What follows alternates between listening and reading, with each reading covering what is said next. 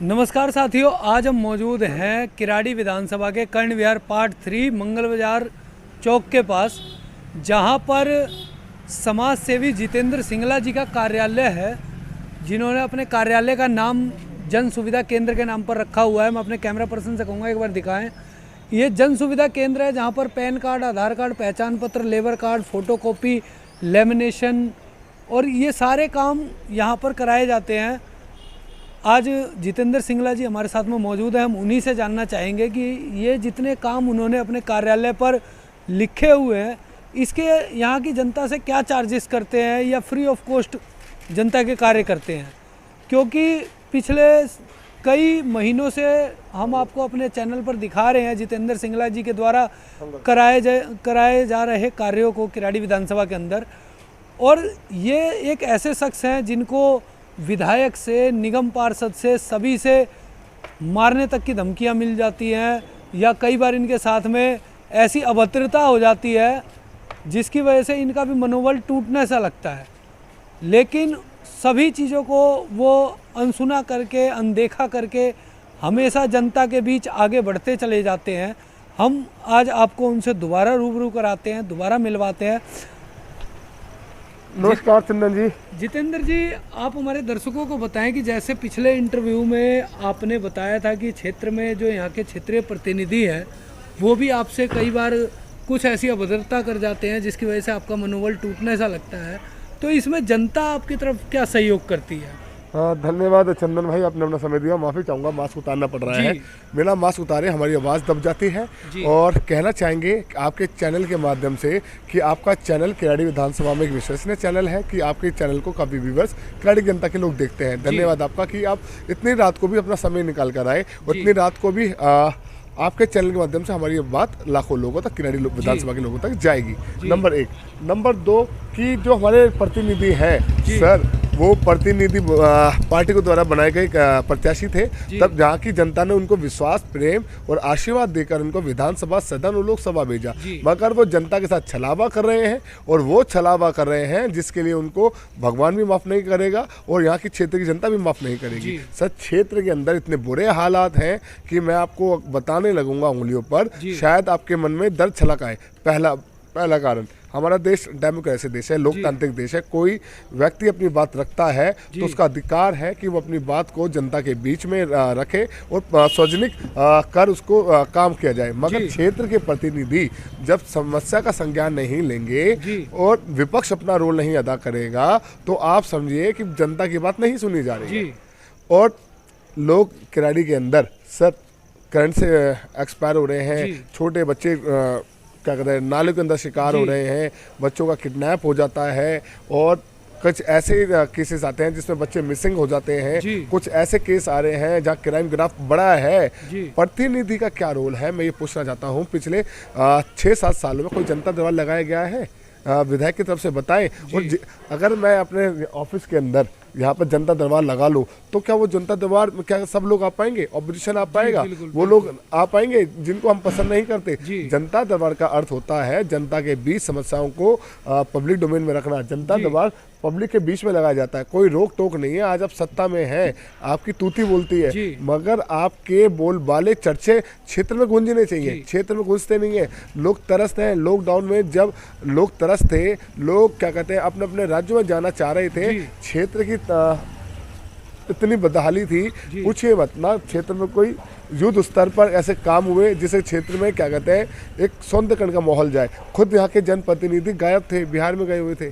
कुछ ऐसे प्रतिनिधि थे जो अपने घरों में, बिस्तरों में दुबके हुए थे। कुछ ऐसे लोग थे जो घरों से बाहर नहीं निकल रहे थे। जब हमने कोशिश की कि लोगों के बीच जाएंगे और उनको मास्क वितरण करेंगे, सैनिटाइजर वितरण करेंगे, राशन वितरण करेंगे, उनकी समस्या उठाकर पब्लिक डोमेन में डालेंगे, और वही अर्थ एक जनप्रतिनिधि को निभाने की जरूरत थी। वो अगर अर्थ को निभा लेते, वो काम कर लेते, उस अर्थ को समझ जाते, तो आज मैं मानता हूँ कि क्षेत्र में उनका नाम का डंका बज रहा होता। मगर वो काम हम ना करते तब, तो क्या शायद आज हम आपके बीच में खड़े होते? बिल्कुल बिल्कुल सही बात है जितेंद्र जी। अच्छा जितेंद्र जी, जैसा कि अभी आपने एक बहुत अच्छी बात कही जनता दरबार की, ये जनता दरबार जनप्रतिनिधियों की ओर से लगाना चाहिए। अभी पिछले कुछ महीनों से केजरीवाल सरकार ने, आम आदमी पार्टी की सरकार ने एक मुहिम छेड़ी हुई है, आपका विधायक आपके द्वार। इस मुहिम के द्वारा आपके जो क्षेत्रीय प्रतिनिधि हैं, क्या वो जनता के बीच पहुंच पा रहे हैं? सर, ये मैं कहना चाहूँगा, आपका विधायक आपके द्वार, ये स्कीम सिर्फ एमसीडी इलेक्शन को देखते हुए है। ध्यान रखिएगा, एमसीडी इलेक्शन खत्म, इनका कैंपेन खत्म। अब आप देखिएगा 2020 का चुनाव जब विधानसभा इनको जीतना था, तो उससे पहले ये क्या कहते हैं, संजय सिंह की मीटिंग किराड़ी में बहुत हुई जी। उससे पहले गोपाल राय की मीटिंग हुई जी। आज मुझे बताइए ना कि 2020 का गोपाल राय ने कितनी मीटिंग की है किराड़ी में, संजय सिंह ने कितनी मीटिंग की है किराड़ी में, कितनी बार दिलीप पांडे क्या कहते हैं किराड़ी में आए। सर, ये सब इनका चुनावी स्टंट होता है। चुनाव को जीतने के लिए ये तरह तरह के प्रोपेगेंडे चलाते हैं, तरह तरह की ये क्या कहते हैं झूठे आश्वासन देते हैं। और मैं कहना चाहूँगा, इन्होंने कहा था ना बिजली फ्री, पानी माफ, बात करेंगे साफ साफ, वो क्या रहा है, बिजली तो हो गई क्या कहते हैं हाफ, पानी हो गया किराड़ी में पूरा जलमग्न, और जो बिजली हाफ हुई है ना सर, इनका यही एक चुनाव स्टंट है। अगर ये अपना नहीं करेंगे बिजली हाफ, तो क्या कहते हैं पार्टी को वोट नहीं मिलेंगे। बिजली हाफ अगर ये कर रहे हैं तो उससे आधार पे तो दे रहे हैं, आज ये कर दे पूरी बिजली के दाम। मैं कहता हूँ 30% अगर, मैं कहता हूँ 70% अगर क्या कहते हैं बीजेपी वाले अपनी बिजली माफ कर दे, क्या वोट वहाँ अट्रैक्शन नहीं होगा? फिर केजरीवाल सरकार कह देगी 90%, मगर 200 यूनिट तक उन्होंने 100% का रखा है। बीजेपी के लिए बड़ा चैलेंज है, अपोजिशन के लिए बड़ा चैलेंज है, उससे कैसे निपटे, वो निपट ही नहीं पा रही है। अच्छा जितेंद्र जी, जैसे कि 200 यूनिट की बात है, तो इस पर मैं आपसे एक चीज़ पूछना चाहूँगा कि इसमें हम ये देख रहे हैं कि जो व्यक्ति 199 यूनिट तक भी बिजली यूज़ करता है, कई बार उनके भी 70 से 80 रुपये या कई बार तो हज़ार रुपये बिल आ जाते हैं।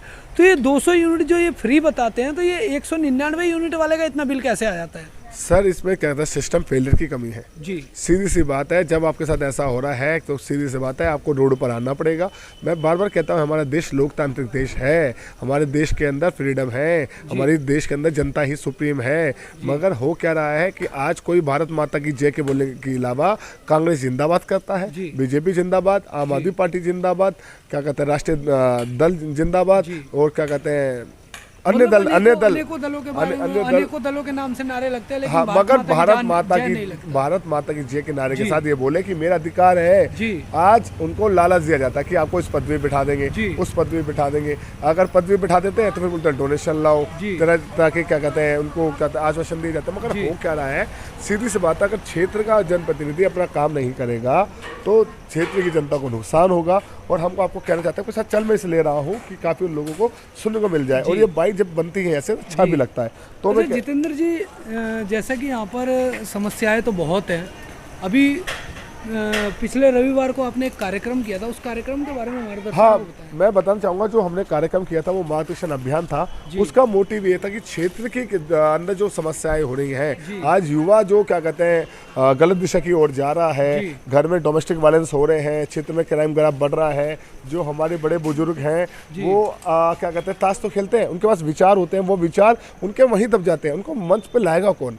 वो कोशिश हमने की कि मंच पे उनको लाएं। ये प्लेटफॉर्म निभाने की जो जनप्रतिनिधियों की है, ये प्लेटफॉर्म हमको निभाना पड़ रहा है, और ये प्लेटफॉर्म निभाने का दायित्व है कि क्षेत्र के अंदर समाज को खड़ा करना, समाज की रचना करना। आज छोटे बच्चों का प्रतिभा है, सर मंच नहीं है। अगर आप इस बच्ची से पूछ लो कि एक गाना गा के सुना, मुझे नहीं पता वो कैसा गाती है, मगर आपको गाना ऐसा सुना के दिखा देगी, उसकी आवाज़ में दर्द होगा, उसकी आवाज़ में कोयलता होगी, कोमल होगा। मगर क्या है कि बच्चों के पास चेस खेलने का भी अनुभव है, कैरम बोर्ड खेलने का भी अनुभव है, क्रिकेट खेलने का भी अनुभव है, वो निखारेगा कौन? क्षेत्र के अंदर बहुत युद्ध स्तर पर काम करने की जरूरत है। उस कोशिश में हम एक आगे बढ़ पा रहे हैं। अच्छा जितेंद्र जी, जैसे कि आप, मैं पिछले कुछ समय से देखता आ रहा हूँ कि आप बहुत से ऐसे त्यौहार हैं जो अपने सनातन धर्म के त्यौहार हैं, उन पर आप बड़े बड़े कार्यक्रम आयोजित कर रहे हैं। पीछे जैसा कि आपने ये जो 9 दिन के नवरात्रे बीते थे, उसमें भी आपने रामलीला का मंचन रखा था, और पर्दे पर रामलीला लोगों को दिखाई थी। लोगों को अपने जो पहले के हमारे देश में घटित जो घटनाएं हैं उनसे रूबरू कराया था, जो आज के समय में बिल्कुल लोग भूलते जा रहे हैं। उसी पर अभी दीपोत्सव, हमारी दिवाली आ रही है, दिवाली पर आपके क्या आगामी कार्यक्रम है? हाँ, दिवाली पर हम एक सोच रहे हैं आगे दिवाली मिलन समारोह रखेंगे। उसकी जो भी दिनांक तिथि क्या फाइनल होगी वो आपके चैनल के माध्यम से रख देंगे। कोशिश करेंगे कि कहते हैं 13 से 2 तारीख के आसपास कर ली जाए, या फिर जैसा भी शेड्यूल बनेगा आपको बता दिया जाएगा। और आगामी कार्यक्रम है 31 अक्टूबर को हम एक अपना मार्गदर्शन अभियान कर रहे हैं। तमाम मीडिया के चैनलों से निवेदन है कि प्लीज आप आइएगा। किराड़ी की खुशहाली और किराड़ी का सौंदर्यीकरण और बच्चों के क्या कहते हैं जो प्रतिभाएं हैं उसको मंच देना पड़ेगा, उसके मद्देनजर आपको आना पड़ेगा। कुछ कमियां मेरे में हैं तो उसको ठीक करने के लिए आपको मुझे मार्गदर्शन भी देना पड़ेगा। यही हमारा मार्गदर्शन अभियान है। अच्छा जितेंद्र जी, ये तो रही दिवाली के ऊपर बात। जैसा कि अभी पूर्वांचल का एक बहुत बड़ा पर्व छठ पूजा आ रही है, जिस पर सभी पार्टियां मिलकर राजनीति कर रही हैं। कोई छठ पूजा की परमिशन के लिए राजनीति कर रहा है, तो कोई मतलब ये दिखाना चाहता है कि हम पूर्वांचल के हितैषी हैं। आप तो खैर पूर्वांचल से बिलोंग नहीं करते हैं, लेकिन फिर भी छठ पूजा पर आपने अपनी तरफ से पूर्वांचल के लोगों के लिए क्या सोचा हुआ है? आप एक समाज सेवी हैं और समाज के हित के लिए कार्य करते हैं, तो इस पर आपने क्या सोचा हुआ है? जितना हमारा कद है, जितनी हमारी हैसियत है, जितनी हमारी औकात है, हम उतना काम कर रहे हैं। अपनी टीम के साथ चर्चा करेंगे और इस बारे में आपको क्या कहते हैं अवगत कराएंगे। और आपका सवाल अच्छा है कि हम क्या कर रहे हैं। सर, आपके चैनल के माध्यम से भी हम लोगों को कहते हैं फायदा मिल जाता है और आपके सुझाव से भी हम कहते हैं काफी कुछ सीख पाते हैं। आपका जो सुझाव है और आपका जो मत है, इसको अपनी टीम से चर्चा करेंगे और मीडिया के साथियों को इस बारे में आगे बताएंगे। क्योंकि सर देखिए, मैं ये सवाल आपसे इसलिए उठा रहा हूँ क्योंकि अभी जितनी भी राजनीतिक पार्टियां हैं, सभी राजनीतिक पार्टियां मिल करके और उस पर पूर्वांचल के लोगों के लिए लड़ रही है कि हम पूर्वांचल के हितैषी हैं, हम पूर्वांचल के हितैषी हैं। इस वजह से आपसे ये सवाल किया है। हाँ सर, हितैषी तो कहते सभी हैं। आप भी हितैषी हैं, मैं भी हितैषी हूँ। हम सामाजिक हितैषी हैं, हम पार्टी हितैषी नहीं है। जी बिल्कुल। और दूसरी बात, हम राष्ट्र हितैषी हैं। हम क्या कहते हैं व्यक्तिगत हितैषी नहीं है। समाज को खड़ा करना, समाज के अंदर जब क्राइम ग्राफ बढ़ रहा है तो उस तरफ अपना ध्यान आकर्षित ना कर हम सबका ध्यान आकर्षित कराना चाहते हैं। और रही पूर्वांचल का कार्यक्रम और क्या कहते हैं पूर्वांचल छठ घाट पूजा की क्या कहते हैं अनुमति की, ये सारे काम जो है सिस्टम वाइज होंगे।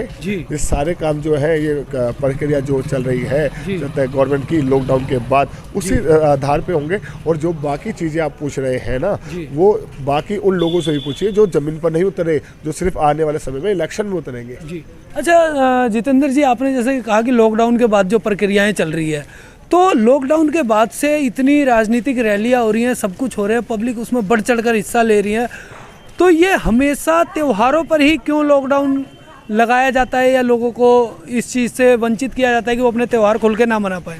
सर क्या कहते हैं, इस बारे में तो क्या कहते हैं ज़्यादा जानकारी आपको दिल्ली सरकार, केंद्र सरकार और MCD की सरकार ज़्यादा दे सकती है। और जो ये जानकारी क्या कहते हैं आपके पास पहुंचती है ना, तो सर एक बार आप उसको जमीन पर उतर कर भी क्या कहते हैं विजिट कीजिए, लोगों से पूछिए। जो आप मुझसे पूछ रहे हैं मैं तो उसका जवाब दे दूंगा, मगर उसके जवाब अलग अलग होते हैं।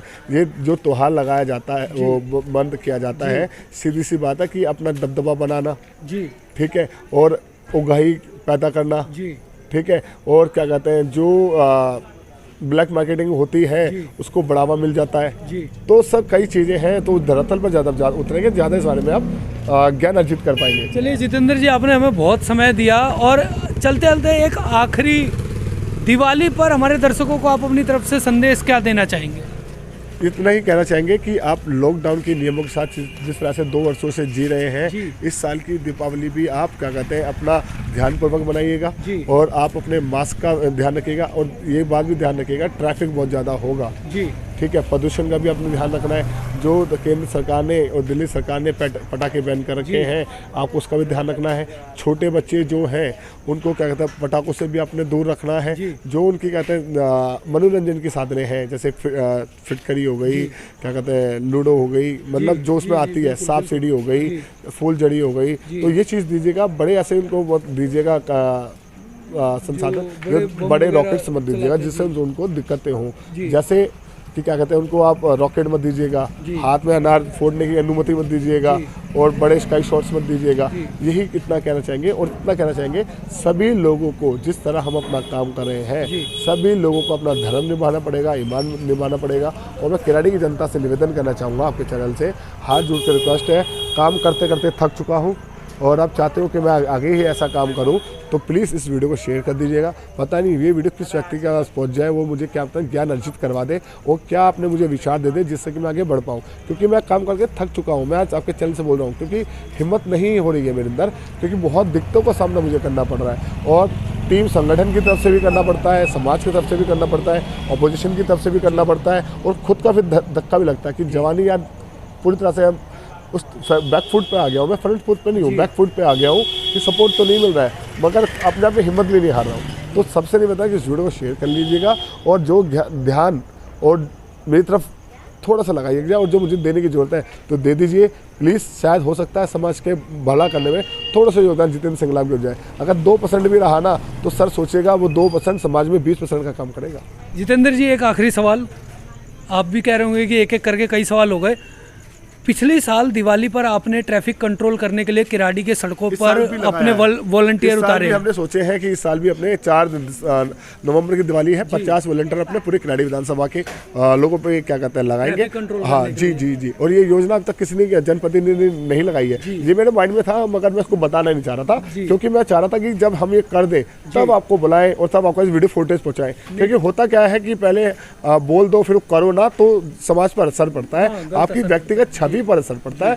मैं नहीं चाहता कि कल को कोई ये कहते हैं कि ये बोलता है करता नहीं है। मैं चाहता हूं कि करूं और बाद में देखिए मार्गदर्शन अभियान में हमने सभी मीडिया कर्मियों को इनविटेशन दिया था, कई साथी नहीं आ पाए। मेरी कोई नाराजगी नहीं है, सब कोई ना किसी पॉलिटिकल पार्टी से जुड़ा हुआ है, कोई किसी समाज से जुड़ा हुआ है, मगर हम ये चाहते हैं कि हम काम अपने ईमानदारी से करते रहे। जो एक व्यक्ति को अपने समाज के लिए, अपने देश के लिए करना चाहिए वो जितेंद्र सिंगला बखूबी ईमानदारी से कर रहा है। और सर मैं बताना चाहूँगा, मैं कभी नहीं कहता हूँ, 2015 में मैंने डिप्टी CM मनीष सिसोदिया नौकरी छोड़ दी थी, बलिदान कर दी थी नौकरी, सिर्फ मुझे अपना किराड़ी मजबूत करना था, सिर्फ इसलिए करना था कि किराड़ी के अंदर जो गलतियां हो रही हैं उसको मैं सुधार पाऊँ। अनुभव लिया, अनुभव मिला, काम किया, आज अनुभव के आधार पर अकेला चलो रे सुभाष चंद्र बोस की नीति है उसमें चलता हूँ और कहता हूँ क्या कहते हैं, तुम मुझे खून दो मैं तुम्हें आज़ादी दूंगा, सुभाष चंद्र बोस का नारा था। मगर मैं कहता हूँ कि आप मुझे अपनी समस्याएं दो, मैं सीधी बात सीधा संवाद करूंगा, सीधी बात सीधा संवाद। अकेला चलो की नीति में जितेंद्र सिंगला लगातार करता हुआ आ रहा है। बहुत बहुत धन्यवाद जितेंद्र जी। तो दर्शकों, ये थे जितेंद्र सिंगला जी,